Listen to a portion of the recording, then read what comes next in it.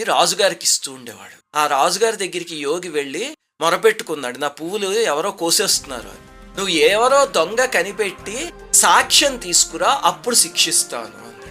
అప్పుడు యోగికి బాధ వేసి వెళ్ళి ఆలయంలో ఉన్న పరమేశ్వరుడికి చెప్పుకున్నాడు.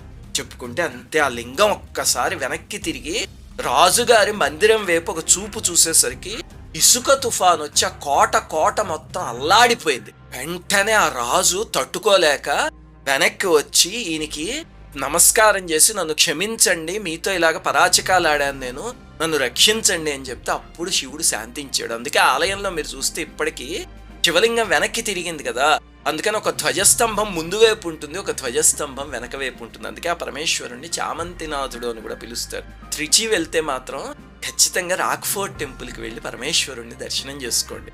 ఆయనకి ప్రేమ వస్తే చంద్రనేత్రం, ఆగ్రహం వస్తే సూర్యనేత్రం. శ్రీమాత్రే నమః.